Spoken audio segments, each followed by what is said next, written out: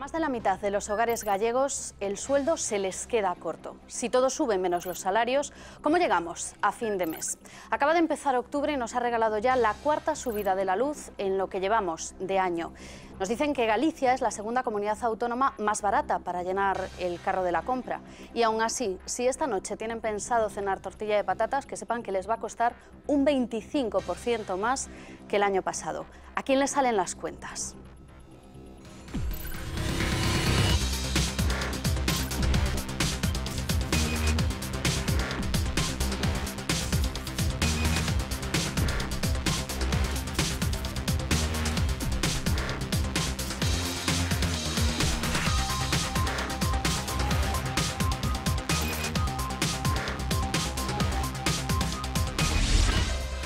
En los últimos 4 años los salarios han subido 7 puntos menos que los precios. Es una situación que hace que muchos, con los gastos que tienen que pagar a lo largo de todo el mes, se encuentren con una situación muy difícil de afrontar cuando va avanzando esos 30 días, que tiene 30 o 31 días, que tiene cada uno de los meses que tenemos que afrontar con toda esta lista de gastos. La pregunta que nos hacemos es si nos hemos convertido en unos expertos en macroeconomía debido a la crisis. ¿Qué pasa dentro de nuestras casas? Si cada uno de nosotros somos nuestros propios ministros de Economía, ¿nosotros también tenemos que hacer reformas? Nuevo varapalo a las economías domésticas. La cesta de la compra sube un 2,9%, el triple que el año pasado. La luz vuelve a subir. La factura se encarecerá un 3,2% a partir del mes que viene. El incremento perjudicará a los... Galicia es la tercera comunidad con los peores salarios de toda España. El sueldo medio ronda los 1.300 euros. A nivel nacional, el más frecuente se sitúa en torno a los 15.500 euros.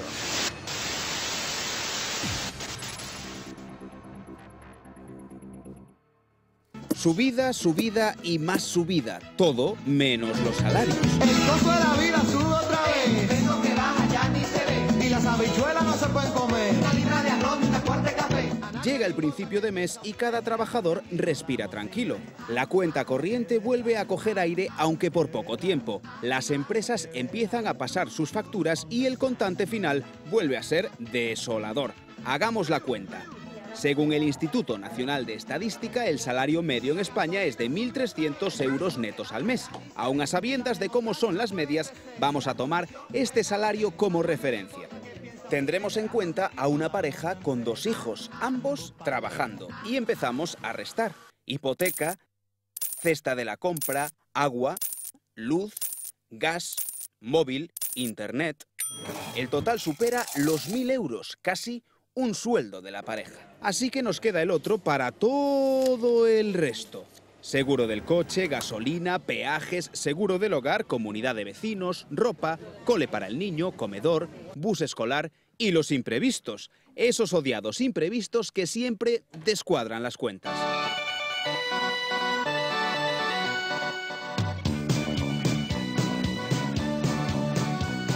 El sueldo cada vez da para menos y no crea que es impresión suya, es la pura realidad.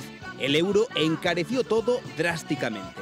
Desde ese momento los españoles hemos ido perdiendo poder adquisitivo hasta el punto de que llegar a final de mes es cada vez más difícil.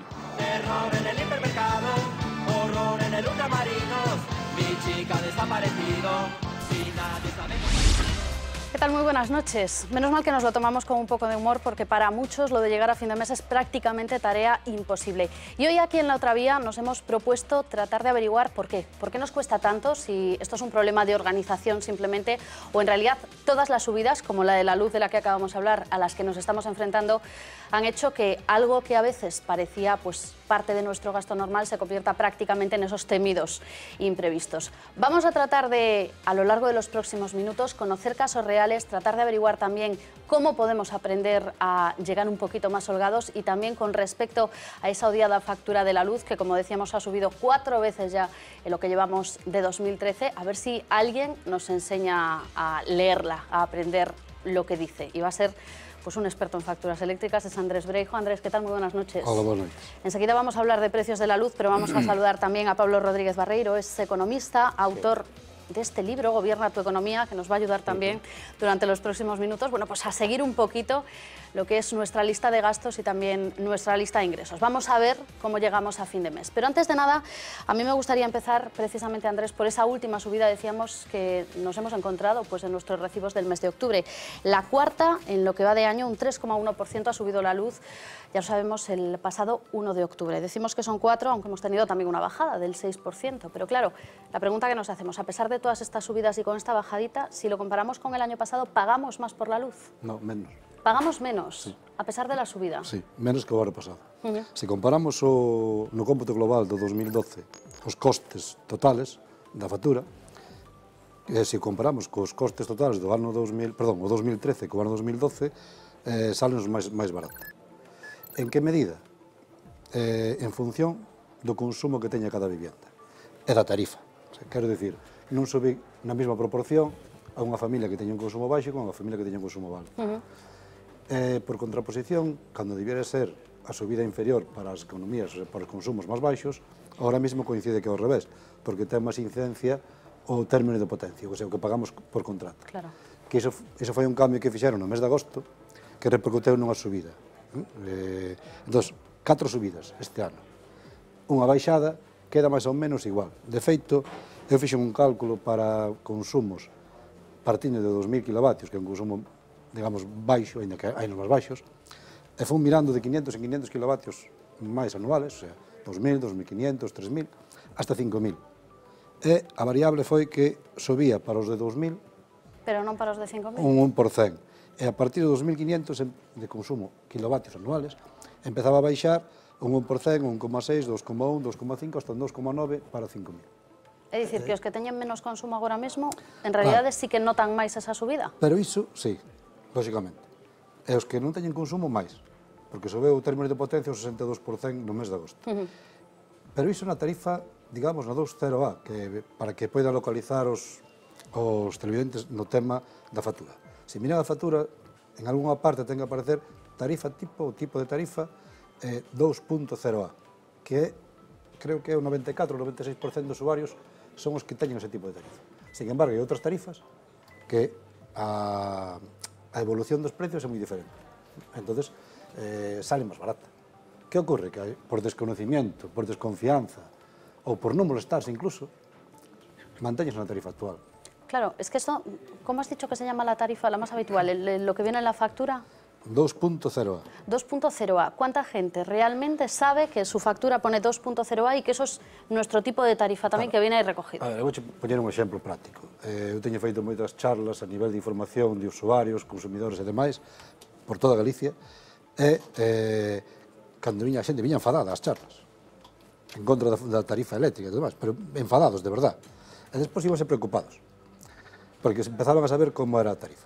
Entón, eu preguntaba, antes de empezar, se alguén conocía que tarifa tiña contratada. Naide. O precio do kilovatio que pagaba, tampouco.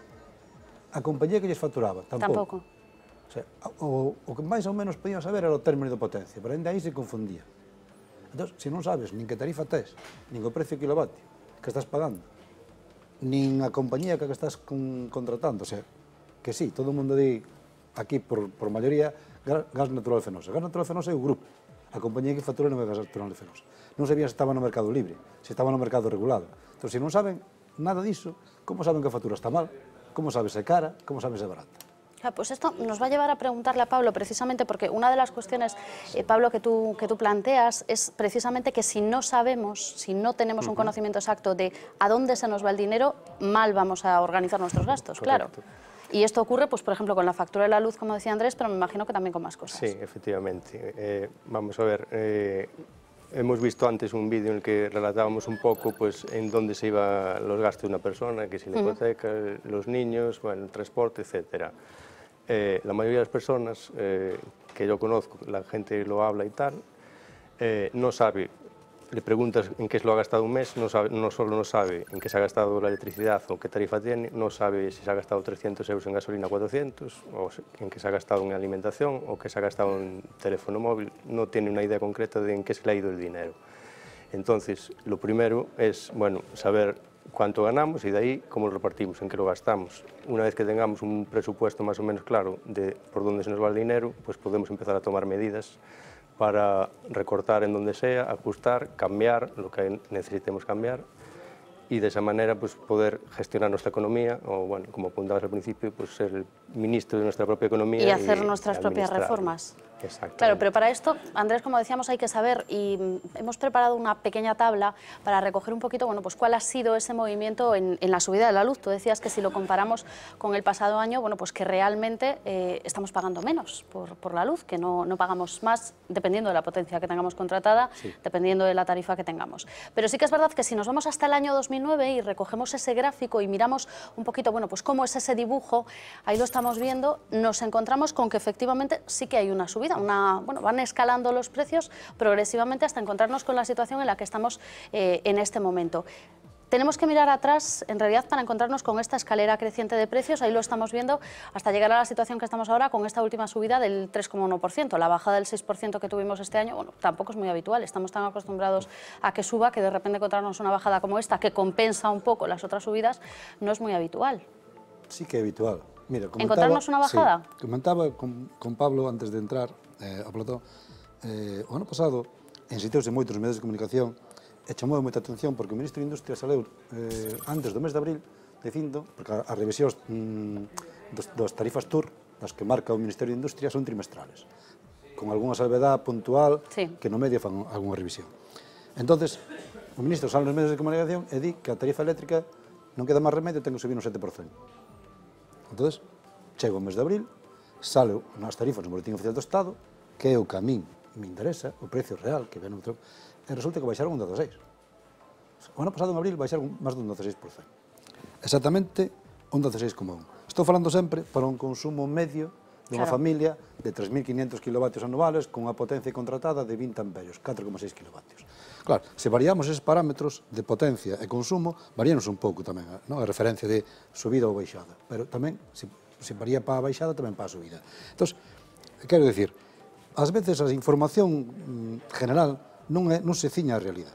Eu nunca fago caso do que din nin os medios de comunicación, vale, imos a notar o tanto. Non, refírme de forma exacta, de forma concisa. Entón, é algo orientativo, de forma que calculaban antes o precio do kilovatio, pero non tiñan conta o término de potencia. Entón, sobre a factura non é esa a diferencia. Quer dizer, o precio do kilovatio cando se ve este ano, un 4,4. Que subida representa na factura? En outubro, con respecto a agosto, un 3,1. Por qué? Porque o término de potencia non modificaron. Entón, no conxunto, a tarifa eléctrica ten varios precios, e dentro deses precios ainda está repartido noutros conceptos. A ver, pero independentemente do que poña exactamente na tarifa, non sei se ti tes a sensación, cando alguén te pregunta, cando alguén te consulta, de que a xente di que eu pago máis pola luz. Sí, pero últimamente tamén se debe... Ou a luz é moi cara. Sí, claro, iso di todo o mundo. É outro debate, claro. Todo é caro. A luz tamén. Sí, tamén. Claro, debía ser máis barata. Estamos pagando con os sobreprecios, con os sobrecostes que generan as subastas das compañías eléctricas, que subastan elas mismas, que se compran elas mismas, subasta a compañía produtora, compran as comercializadoras, que son do mesmo grupo, que están, según a miña información, que conseguín hoxe, dunha fonte fidedigna, as facturas, o sea, as tarifas TUR están nunha subasta un 30% por encima das subastas diarias. O sea, a mesma semana, a subasta diaria da semana está un 30% inferior á subasta cando é para tarifa TUR. O sea, que están sobrecargando con 30%. Sí, sí. A ver, hai unha serie de informes na Comisión Nacional de Enerxía que explica todo isto con detalle, que se poden ver. Entonces, a ver, estamos pagando un sobrecoste. As compañías nunca lles chega o que gana. Eles están aí para ganar, en que sea, digamos, un ben público, non necesario. Non? Pero subiron, sí que subiron. Eu teño aquí un estudio similar ao que fixestes aí. Por exemplo, estas tarifas empezáronse a faturar o 1 de xaneiro do ano 2009. Houve un cambio tarifario, leva habido varios, pero este último, tarifas TUR, refírme sempre ás tarifas TUR. Sí, sí, a tarifa do último recurso. Os outros son precios que marca cada compañía, os do mercado libre. Entón, desde o ano 2009, a día de hoxe, a día 1 de outubro deste ano, subiron na tarifa general para este consumo medio un 29,2%.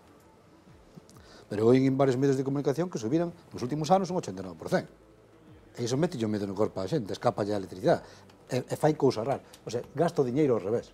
Como se gasta diñeiro ao revés, a ver. Pois imagínate, tes unha vitrocerámica e quítale, a corriente moi cara, pois unha cociña de gas. Ou tes unha calefacción cun sistema e cámbiala e pois outro que ao final vas pagar máis. O sea, a xente está tirando diñeiro, eu vexo, e ocurre a mí no meu traballo diario. Que a xente tira diñeiro? Sí, a pesar de que non pode pagar, cambia de sistema, cambian os aparatos para pagar menos, e normalmente, equivocadamente, acaba pagando máis.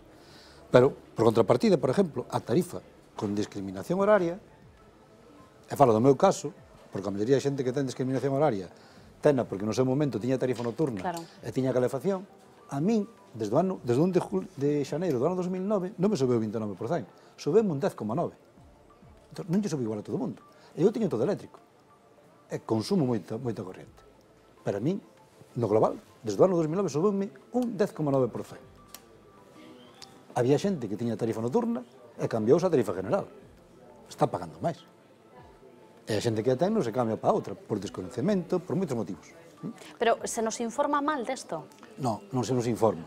Directamente. Efectivamente. E voltamos ao mesmo. E así non hai que planifique, claro. Sí, además, bueno, yo escuchando a Andrés, que espero aprender de él en este sentido, pues él es el experto en electricidad, pero me llama mucho la atención pues los datos que está ofreciendo en comparación con los que se veían ahí o los que se leen pues en los medios de comunicación, que lo comentábamos también antes, en el sentido ese de que pues en los últimos 6 años ha subido un 70% el coste del kilovatio, teóricamente es lo que dicen, y ofrecen datos que la Comisión Nacional de Energía o Eurostat dice que España es el tercer país más caro de la Unión Europea en el coste eléctrico, por detrás de Malta y Chipre, que no cuentan porque son islas y bueno, tendrán sus propias peculiaridades.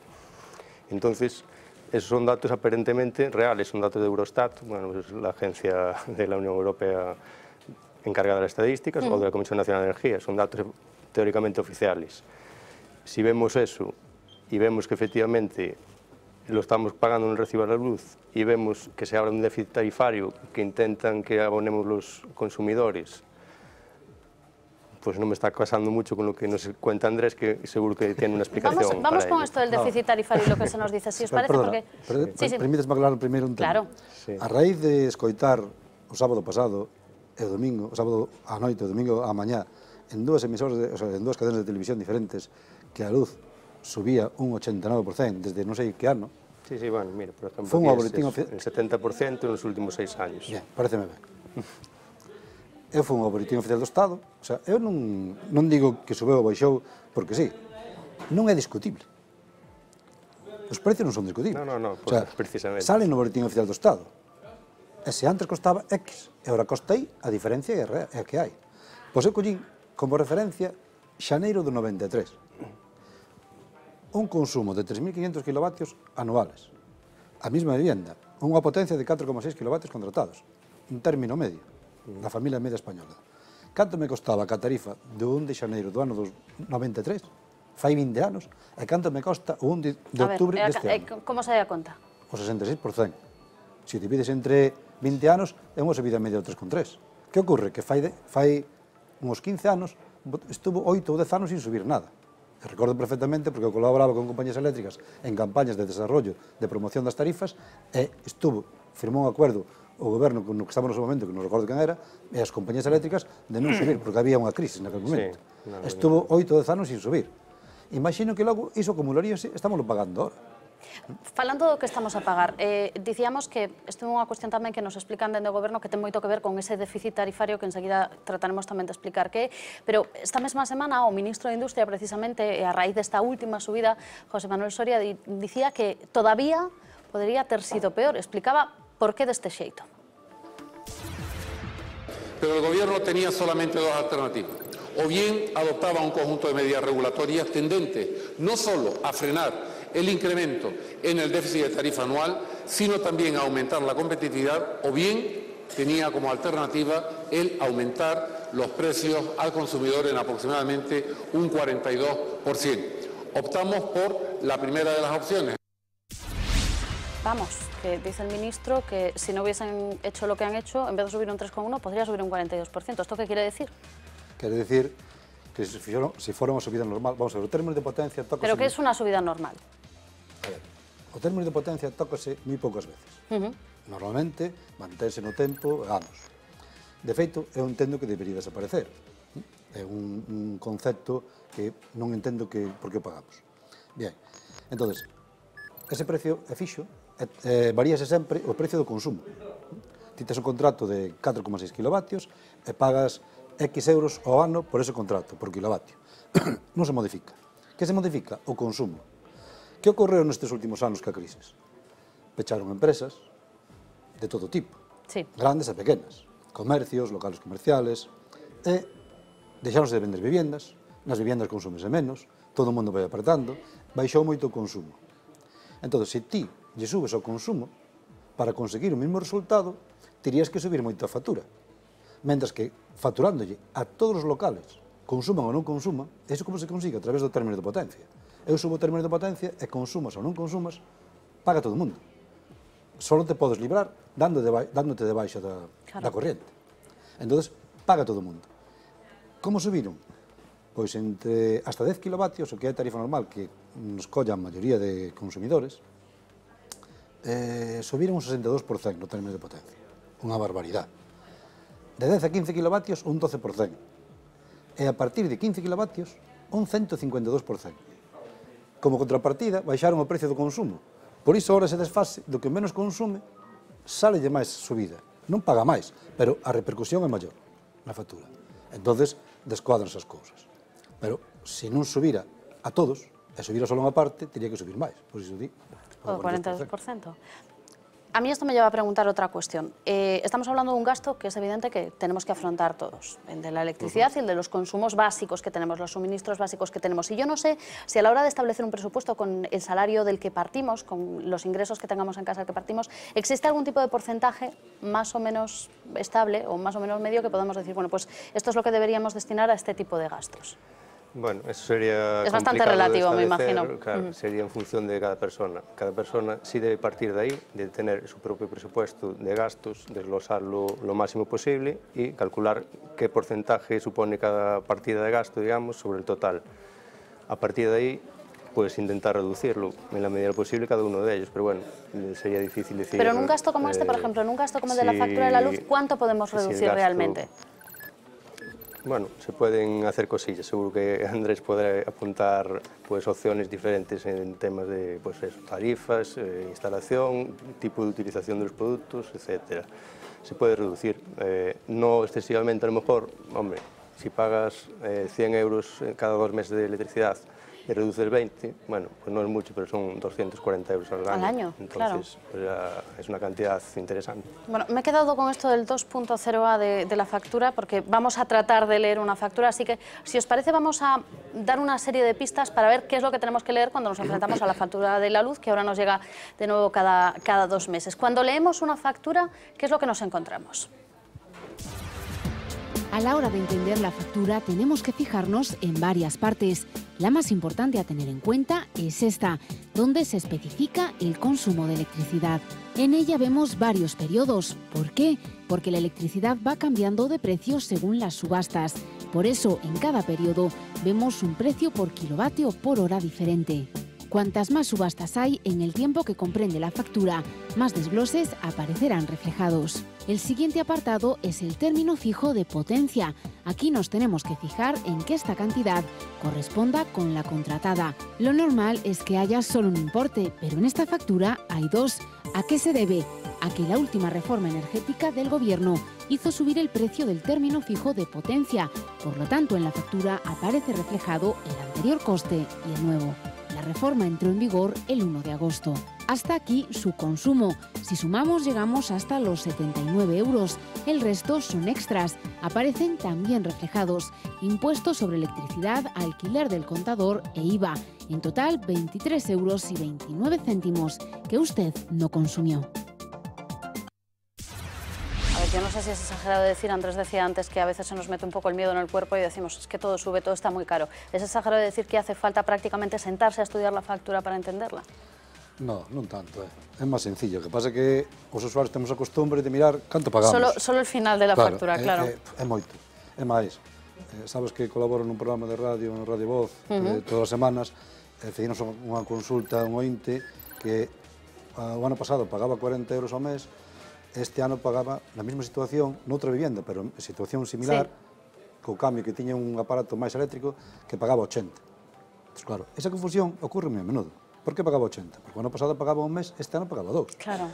Pero non se dá conta a xente, o sea, habrá xente que sí, outra xente que non. É que pagamos o doble, non é o doble, paga 2 meses. Tenemos una consulta que acaba de llegar al Twitter del programa, @laotravía, una barrita baja entre la y otra. Bueno, pues nos dice un telespectador: en la factura de este mes me aparecen pequeños cargos del resto de los meses del año. ¿A qué se debe?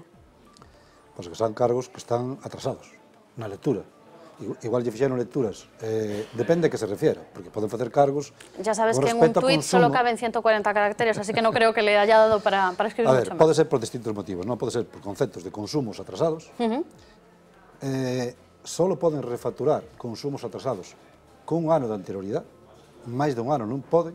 Se o fan, hai que presentar unha reclamación na compañía, e a partir de aí, se a compañía ten 5 días para responder, se non responde, presentar unha reclamación en consumo, na Oficina Municipal de Consumidor ou directamente en consumo, pero podese deber tamén a outros conceptos. Ahora mismo hai un concepto que se está aplicando moito, sobre todo na zona de Unión Fenosa, de Gas Natural Fenosa, donde aplican un denominación, concepto recargo por IPC, ou penalización por ICP, por o contrato de potencia. Quer dizer, hai unha normativa que di que se tes unha potencia superior, o sea, se estás utilizando unha potencia superior a que tes contratada, automáticamente tes que pagar unha penalización. Que ocorre? Que esa penalización tens que pagar, pero primeiro teñente que avisar con a carta, dicíndoche o que ocorre, darche 20 días, unha carta con o acuso de recibo, darche 20 días para responder, e poñer o ICP correspondiente. A partir de aí, outra carta con o acuso de recibo, se non respondes, outros 20 días. Se aos 40 días non respondes, entón empezan a penalizarte. Entón, penalizante de forma que se tes un contrato entre 1 e 5 kilovatios, estás consumindo máis do contrato que tes, penalizante con consumo, o sea, co importe de 10 kilovatios. E se estás entre 5 e 10, penalizante con importe de 20 kilovatios. E iso suma bastante. Entendes? Entón, poden ser diversas cousas. Vamos, pero debería estar indicado, o sea, debería estar indicado exactamente por qué. Bueno, pues nada, esto le vamos a decir. E se non, presentar unha reclamación, a ver, que pidan un número de reclamación sempre, se pode ser por escrito, se non por teléfono, e con número de reclamación, e a partir de aí, dos 5 días, con ese número de reclamación, presentarlo en consumo, se a compañía non lle contestou. Bueno, pues ya vemos que a esto también podemos responder a través de Twitter, así que pueden hacer llegar sus preguntas a lo largo de esta noche. Pero en fin, más allá de los precios de la luz, hace unos días conocíamos un estudio de la OCU que dice que Galicia es la segunda comunidad autónoma donde es más barato hacer la compra, y esto seguro que a quienes nos estén viendo y a quienes nos van a acompañar también dentro de unos minutos aquí en la otra vía les resulta sorprendente, pues porque, entre otras cosas, Paula González, buenas noches, siempre tenemos la sensación, lo que decíamos antes con la luz, de que se nos ha subido los precios, pero vamos, absolutamente en el carro de la compra. Muy buenas noches, Santiago. Bueno, no es una sensación, la verdad es que es una realidad, es un hecho, sí, puro y duro, porque la verdad es que la cesta de la compra cada vez es más caro. Y además en los elementos más esenciales, en aquellos alimentos que necesitamos casi a diario. Lo decía Antía al principio del programa, la tortilla de patata se ha encarecido un 25%, esa tortilla de patata que siempre se utiliza ya a final de mes cuando no nos queda más remedio, pues se ha encarecido un 25%. La patata, precisamente, o el elemento principal de esa tortilla, se ha encarecido un 44% solamente desde el último año. No se crean que estamos yendo mucho más atrás, sino solamente en los últimos 12 meses. El pimiento también se ha encarecido un 22%. Las frutas no se libran, manzanas, por ejemplo, un 20% más caras, y los limones un 24% más caros que hace 12 meses. El salmón también un 24% de subida en el precio de hace un año, y el aceite de oliva, algo que utilizamos tanto aquí en nuestra dieta mediterránea, pues es un 33% más caro que hace exactamente un año. Así que, Antía, como ves, son hechos reales y es normal que la gente lo note cuando toca pagar. Claro, lo que pasa es que nos preguntamos, estás hablando de porcentajes, pero la pregunta que nos hacemos también es, si esto lo trasladamos a precios concretos, por ejemplo, a lo que pagamos por una barra de pan, nos encontramos que efectivamente esa subida se nota en lo que desembolsamos, que no es solo un porcentaje, vamos. Pues no es solo un porcentaje, efectivamente, sí que se nota bastante, a veces da más miedo hablar de cifras reales, claro, y no solo de porcentajes, porque fíjense, por ejemplo, si comparamos desde el 2005, cogemos cogemos un buen porcentaje, cogemos una buena fecha, un buen periodo de tiempo y comparamos los precios de los que teníamos en el 2005 y los que tenemos ahora. 8 años en los que la barra de pan, por ejemplo, ha pasado de costar 0,50 céntimos a costar 0,75. 3 kilos de patatas, también importante en la cesta de la compra, pues ha pasado de costar 2,15 € a 3,10 €. No es lo único que se ha encarecido. Cuenten, por ejemplo, lo que sube el kilo de arroz de 1,06 €, poco más de €1 que costaba en 2005, ahora tenemos que pagar hasta 1,25 €. Y las alubias también se han encarecido y bastante, de 2,03 €, superan ahora los 2,80 €. Así que subidas, subidas y más subidas que solamente hacen que llegar a final de mes sea cada vez más complicado. Más complicado. Bueno, luego repasaremos más cifras. Gracias, Paula. Yo quería preguntar una cuestión, lo digo porque me ha gustado mucho esta cita, es una cita de Franklin, que está en Gobierna tu Economía, que dice que la inversión en conocimiento paga los mejores intereses. Vamos, que como no aprendamos a conocer un poquito en qué gastamos, cómo podemos mejorar nuestras cuentas, el cuadro no nos va a salir. Sí, sí, correcto. Es lo que comentábamos antes, si uno mismo no sabe en qué gasta el dinero, a partir de ahí pues se le va a escapar por todas partes. Entonces tenemos que conseguir, lo primero, conocer cuál es nuestro presupuesto, en qué gastamos, en dónde gastamos, si es en el caso de las patatas, pues llegar al máximo desglose en qué gastamos en alimentación, 400 € al mes, y de estos precios. Esto nos puede servir un poco para ajustarnos a ese presupuesto también, es decir, si nuestro presupuesto habitual son 400 € al mes en alimentación, pues sabemos que cada 15 días son 200, etc. O sea, no nos pasaremos y no nos despistaremos. Al respecto de, por ejemplo, estos productos que subían tanto, también, bueno, cabe destacar el tema del transporte, el encarecimiento tan brutal de, bueno, gasolinas, gasoil, etc. Claro. Que en productos de bajo coste, además, pues a lo mejor se nota más, influye igual más el transporte que el propio producto en sí. Hay una cosa aquí que sí me gustaría preguntar también, que es esta palabra que no sabemos si nos la hemos inventado, pero últimamente la utilizamos mucho y estamos esperando a ver en qué se traduce, que es la desindexización de los precios. No soy capaz de decirlo bien porque la verdad es que la palabra se las trae.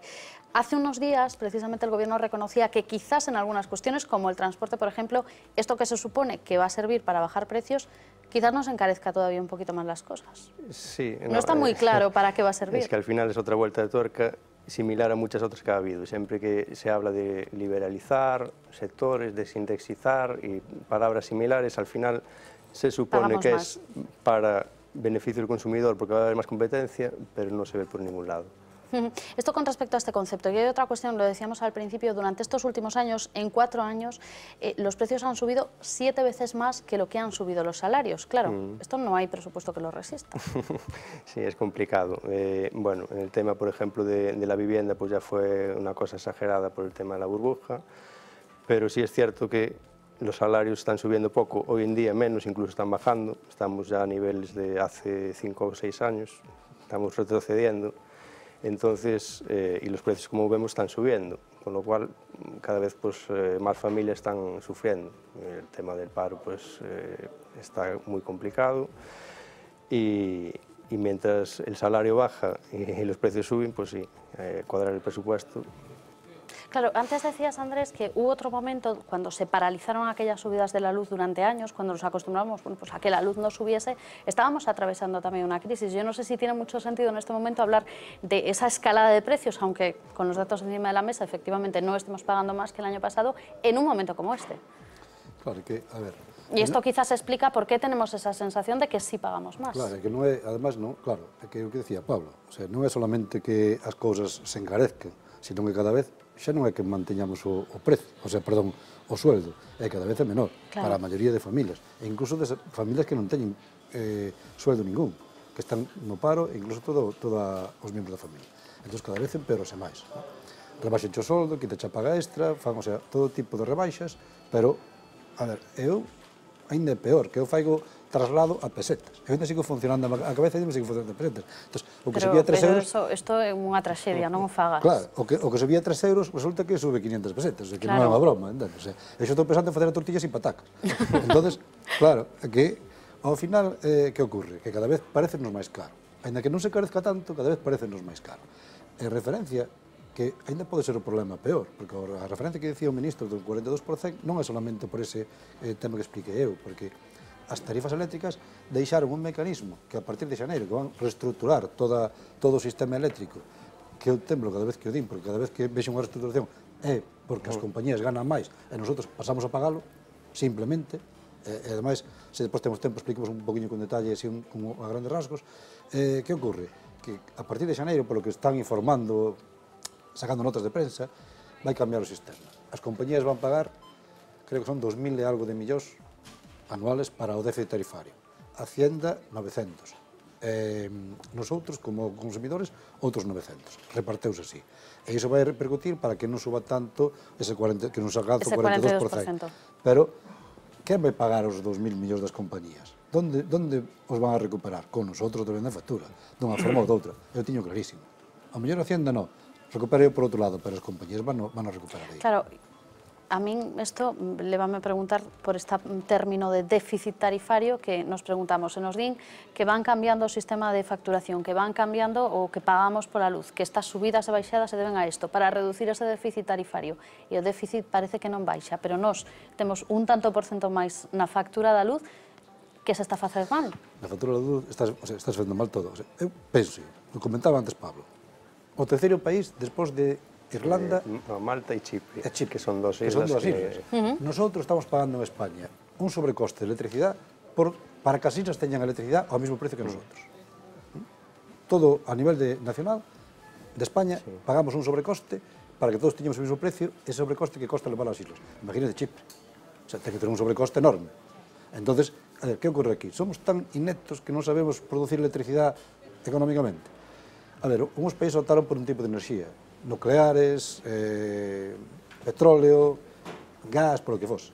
E aquí fíxose un mix que produce enerxía eléctrica, o sea, con as centrais hidroeléctricas, ciclos combinados de gas, carbón, nacional, de importación, petróleo, nucleares, eólicas, fotovoltaicas, de todo. Entonces, para que se creasen as empresas productoras de fotovoltaicas ou solares, as termosolares, as placas solares, pagan un sobrecoste. Bien, ese sobrecoste parece ser que é demasiado elevado, que agora parece que yo recortaron, que van a recortar. Entón, estamos pagando aí. Había que producir con carbón nacional, porque a minería estaba sendo tacho, quedaba xente sin traballo, os mineros. Eu entendo, pero iso é un sobrecoste que temos que pagar na factura, e con máis son moitos máis. Todo o que costa a Comisión Nacional de Enerxía, unha serie de organismos que hai, e todo vai á factura da luz, cando debería ir a costes generales. Que ocorre? Que todo iso vai incrementando. Despois, como comentei antes, se na factura eléctrica estamos pagando un precio superior ao real, ese sobrecoste cada vez vai se incrementando máis. Entón, non damos acabado co déficit tarifario. E, aparte, estamos pagando os intereses dos atrasados, co cual, eu non sei se acabarán por cortarnos a corriente a todos. Pero, desde ese punto de vista, e desde a forma que ten, o formato que ten agora mismo, as tarifas e todo este tema, parece que cada vez que se vai incrementando máis, é que non son capaces de solucionar o problema. Ningún dos gobernos que estuvo hasta ahora, dun tipo ou de outro, deron solucionado este problema. Por qué? Porque as compañías pesan mucho. Moito. Bueno, yo creo que esa es la clave, quizás, ¿no? Sí. La presión que ellas pueden ejercer. A mí no me gusta meterme con nadie, pero bueno. Resulta que las compañías eléctricas... Yo creo que el gobierno, en este caso, el gobierno el anterior y el anterior... Todos lo que decía Andrés no han sabido solucionarlo. No han sabido solucionar ese problema, ni crear una política energética sostenible y adecuada. O sea, aquí en España no hay petróleo ni derivados, está carbón, dependencia poco exterior, y totalmente. Dependencia del exterior. No se ha hecho ninguna política la nuclear, parece que como suena mal, pues se deja ahí medio aparte. Se subvencionan a las renovables miles de millones. Bien, nos sale todo carísimo, pero somos estupendos. Pero de que son as renovables? Das compañías eléctricas, a maioría. Eu, cando vou por aí de viaxe, e vexo os parques eólicos, Iberdrola, Endesa, Gas Natural... Entonces, los sucesivos gobiernos dejan hacer eso. O sea, su política energética no está clara, no está definida, y además ceden al lobby de las eléctricas para que... Pensando en alternativas, dejadme que pensemos un minuto en alternativas, porque nos vamos a tener que ir a hacer una pausa, pero sí querría preguntaros esto. Pablo insiste muchas veces en que es necesario, aparte de saber qué es lo que estamos pagando, de saber cuáles son nuestros gastos y nuestros ingresos, consensos claramente en que tenemos que pensar, igual que criticamos pues, al gobierno y decimos, es que dice que no hay alternativas y pensar, quizás las hay. La OCU ha puesto en marcha, no hago más que hablar de la OCU hoy, la OCU ha puesto en marcha, Andrés, una iniciativa que en teoría debe servir bueno, pues para hacer una especie de compra colectiva de luz. Han creado una página web, quieropagarmenosluz.org, y dicen que el objetivo es acudir, digamos, en masa a hacer una compra, y tienen a más de 300.000 personas ya anotadas para que las compañías tengan que pujar para conseguir el menor precio posible. ¿Esto qué es? Eu entre eles. Tú estás en las 335.000 personas. Sí. Sí, porque, a ver, quero saber como é que van a facer e tal, porque eu tiña algo na cabeza aquí en Galicia a través de unhas asociacións e demais, o que pasa que as asociacións funcionan cada unha por o seu lado, entón ni o planteei inicialmente, non planteei outra cousa para chegar aí, pero xa quedou en nada. A ver, é unha forma de pasarlle unha oferta a un número elevado de consumidores. Entón, claro, que é apetitoso firmarlle a todos. Claro. Pero, como trasladas iso a todos esos consumidores? A ver, temos 400.000 consumidores aquí que están dispostos a cambiar a súa compañía se os fan unha oferta. Bien, pasan a oferta.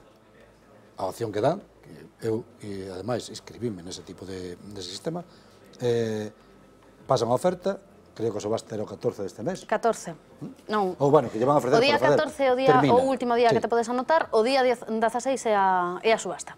Se se presentan as compañías. Claro, que esta é outra. E a partir de aí, a compañía fai unha oferta e logo contrata quen contrata. Quen lle garantiza que se van a coller os usuarios? Igual se acollen dous. Van a facer unha oferta interesante, perdón. Logo despois, unha vez que aceptas esa oferta, automáticamente pasas ao mercado libre. Xa non estás nos precios que ten o goberno, que marca o Ministerio de Industria. Xa non tes dereito ao bono social. E perdes outras características. Diso habería que falar un pouco porque hai ofertas no mercado, hai comerciales que están... A ver, hai uns moi serios, pero tamén a min, por poñemos un exemplo, cambiarme ao Mercado Libre, cambiarme de compañía no teléfono, falsificando unha firma. Pois, igual que está nun sector, está noutro. Deixa moito que desear a atención e a información, sobre todo a información.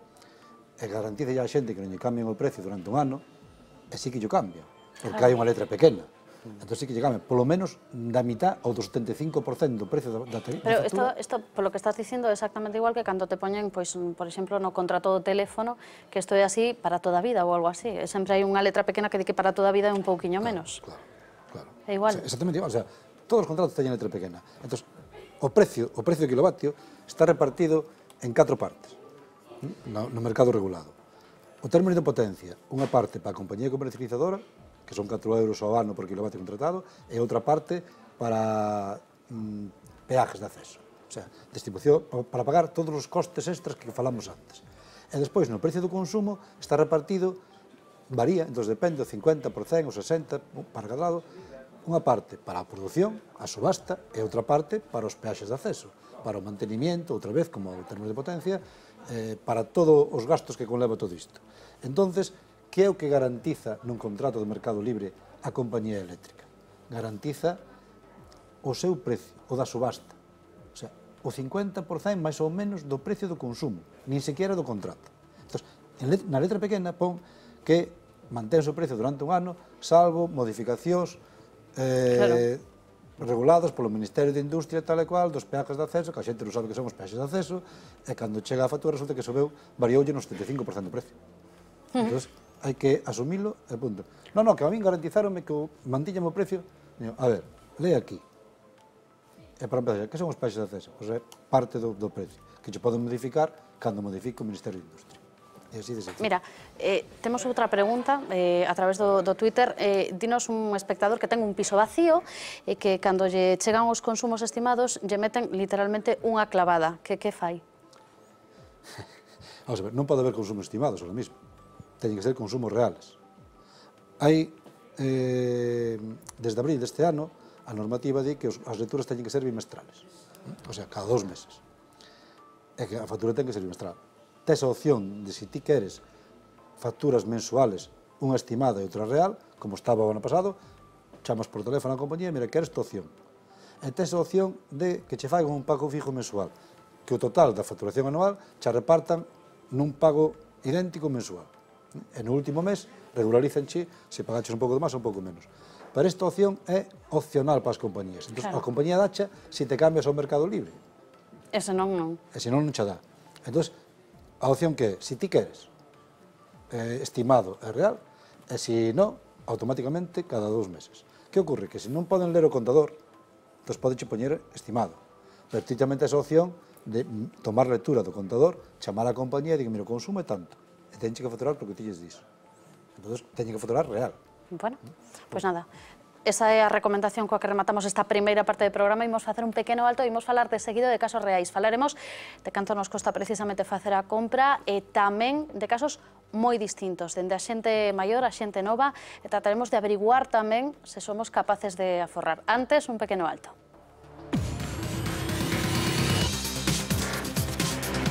En esta casa cada gasto se multiplica por 12.